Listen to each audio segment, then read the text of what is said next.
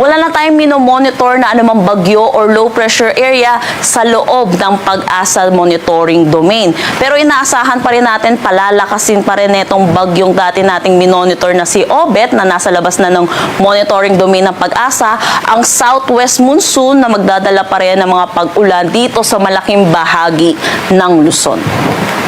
Para sa magiging panahon natin ngayong araw dito sa Luzon, inaasahan natin makakaranas ng pabugso-bugsong malalakas na pag-ulan dito sa may Zambales. Samantala, dito naman sa may Metro Manila, Ilocos Region, Cordillera Administrative Region, Cagayan Valley, malaking bahagi ng Central Luzon, Cavite, Batangas, Rizal at dito sa may Occidental Mindoro, makakaranas naman tayo ng maulap na papawiri na may mga kalat-kalat na pag-ulan. Dulot pa rin naman ito ng habagat. Inaasahan naman natin sa nalalawing bahagi dito ng Mimaropa at dito na rin sa buong Bicol Region, magiging maaliwalas naman ang kanilang panahon. Pero inaasahan pa rin po natin yung mataas na tsansa ng mga localized thunderstorm lalo na sa hapon at sa gabi. Agwat ng temperatura para sa Metro Manila, 27 to 31 degrees Celsius.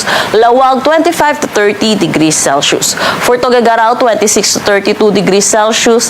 Baguio, 17 to 21 degrees Celsius.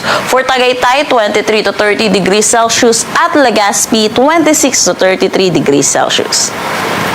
Para naman dito sa may Palawan at dito sa may Antique, inaasahan pa rin natin makakaranas din sila ng maulap na papawiri na may mga kalat-kalat na pag-ulan, dulot pa rin naman ito ng habagat.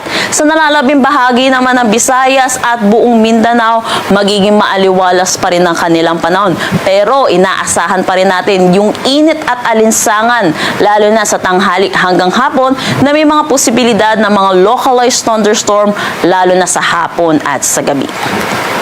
Agwat ng temperatura para sa Calayan Island sa Puerto Princesa, 25 to 33 degrees Celsius.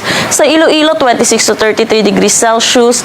Tacloban at Cagayan de Oro, 26 to 34 degrees Celsius. Sa Cebu, 27 to 34 degrees Celsius. Zamboanga, 25 to 34 degrees Celsius. At Davao, 26 to 33 degrees Celsius.